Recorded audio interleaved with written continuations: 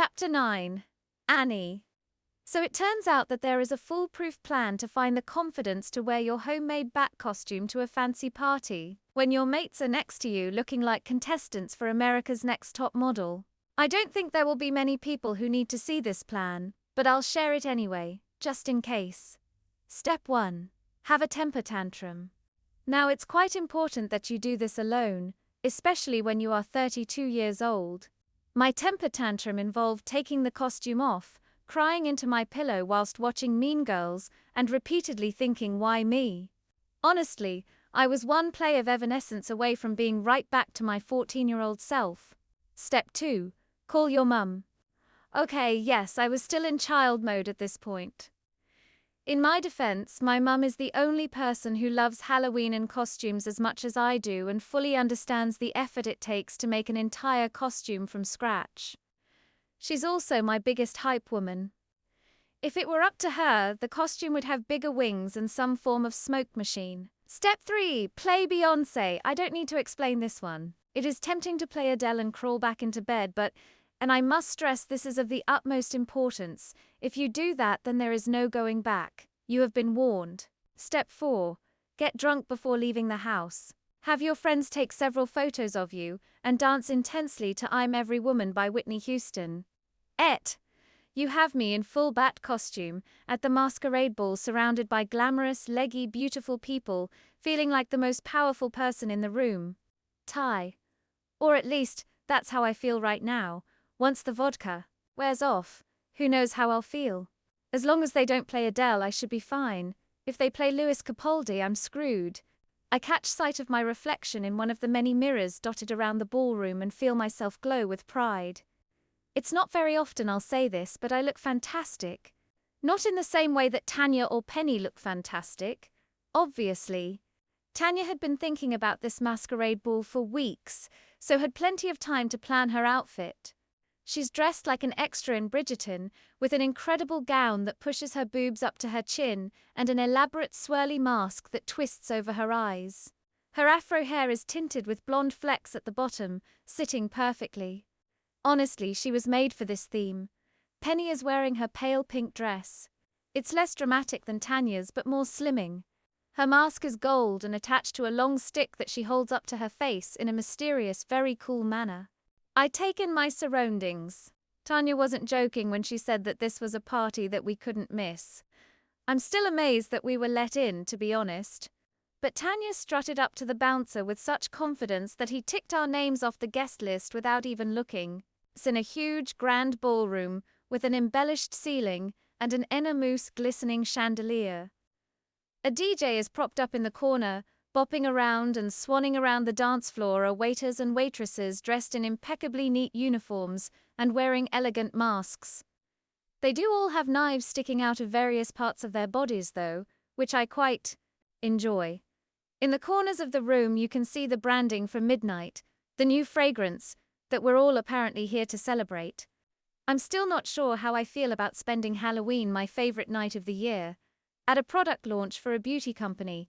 But I have to say, I don't think I'll ever get to go to an event as grand as this again. I wouldn't be let in. Penny loops her arm in mine. Come on, let's go get some drinks. Almost everyone here is dressed like Tanya, elegant and stunning. But there are some people towering on stilts and bent double, with gory makeup and smiles that split their cheeks. I'm not totally alone. I just look like I've been hired to be here as a performer. Well, there are a few people also in fancy dress, but not nearly to the same extent that I am. Although that's not new for me. Nobody is ever dressed as extravagantly as I am. Penny plucks 2 flutes of champagne from a passing waiter and turns to spot Tanya, who has weaved through the crowds towards some colleagues. I shrug as Penny hands me a glass and we clink them together. You really do look amazing. Penny grins at me. When are you going to do the wing reveal? Look around. At some point I need to pull the lever and have my bat wings pop out in all their glory. This was fine to execute when the night was going to be spent in our flat, filled with my friends who all know I'm a bit weird and love me anyway. Now I'm at a very fancy event and I'm slightly concerned that I'll display my wings and immediately be bundled away by security for fear of being some form of protester. What sort of protester would arrive in a full bat costume, I'm not sure, unless there's something funky in those perfume bottles that's harmful to animals. Maybe I should be protesting. I might just need some more vodka. I'm not sure. I mumble into my glass, my cheeks warming as another clique of beautiful strangers waft past us. I have to do it, otherwise I'll be annoyed at myself for the rest of the year. Penny's eyes widen. You can't not do it. It's amazing. People need to see it. Yeah, okay, I say. Anyway, how's your week been? Fine, boring. Same old. Penny shrugs and looks around the room, and I know the conversation about her work is over. The funny thing is, Penny is an actual scientist. She was part of the team that developed the COVID vaccine for God's sake!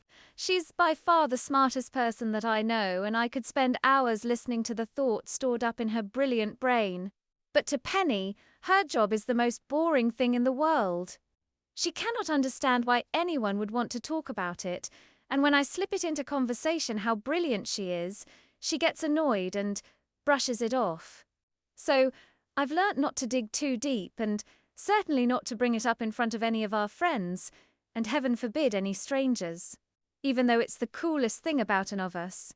Unless I'm drunk, that is. Give me 4 tequilas and sign me up for this morning. She'd be nominated for Pride of Britain before she'd finished her drink. You know, for a beauty event, everyone looks very... Penny makes a face. I turn around so we're both looking at the same collection of poised, perfect strangers. Beautiful, I suggest? Well, yeah, Penny says. But where's the imagination? You'd think someone would be wanting to steal the show at an event like this. What, like wearing a bat costume with real wings and hanging upside down in the ladies' loo? Penny laughs. Were you planning on doing that? Ted earlier is pretty high. I shrug. You'd have to give me a leg up. The pipe I spot. What if it breaks? Free special effects, of course. We drift into silence and I continue to sip my champagne. Tanya swans over a moment later, her dark skin sparkling as it catches the light of the giant chandelier. Hey guys, she says, swiping a champagne flute as it sails past. What do you think? Are you having fun? Penny nods politely. Yeah, it's great. Tanya raises her eyebrows. Honestly? I didn't organize this event, remember? They're just my client. Real feedback is helpful. It's really boring, I say flatly. Nobody is dancing. Everyone is just standing around looking perfect. Ha, gee, that's just what the client was saying. Tanya looks over her shoulder and nods, chewing her lip. It's not your event though, right? Penny says. So not. Your problem to fix, no, Tanya says slowly, still peering around at the grand ballroom. But if I do fix it, then they'll love me forever, and let's be honest, Christmas is round the corner and I'd love a bonus. Okay, she turns back to face us. If I get them to play a good song, will you dance? Only if it's a good Halloween song, I say. I'm not getting my bat out for anyone. I pause. Not a euphemism. I add into my champagne flute, concerned that Tanya may expect me to flash my vagina as soon as I hear the opening bars to Thriller. Tanya nods. Got it. Oh, Penny squeals, grabbing my arm. Annie should open her wings too. That'll get people onto the floor, really, I mumble. Great idea, Tanya says, spotting the DJ. Okay, I'll be right back. Meet you on the dance floor, Penny calls after her. Come on, she adds to me, plucking another 2 champagne flutes. Get this down, you. 5 minutes later, as I'm gurgling down the dregs of my champagne, Bump in the Night by All Stars starts to pump through the speakers. I grin and Penny whacks my arm. God, I'm amazed that the DJ even had this song. That's our cue. She giggles. Let's go. She hurtles towards the dance floor and I scurry after her. This is our favorite Halloween song. I mean, yes, you have Ghostbusters and Monster Mash, but really, everyone knows that this is the best one. We start to dance, and as the chorus beats around the room, other people sashay around us. Penny's blonde hair swings around her as she shakes her head, singing along loudly. One by one, people throw their arms in the air and shake their hips, chanting along to the chorus. Penny takes my hand and spins me in a circle and I laugh, the warm champagne bubbles popping in the pit of my stomach. It's working, Tanya cries, bouncing up next to us. Penny, this was a great idea, you genius. Joins us.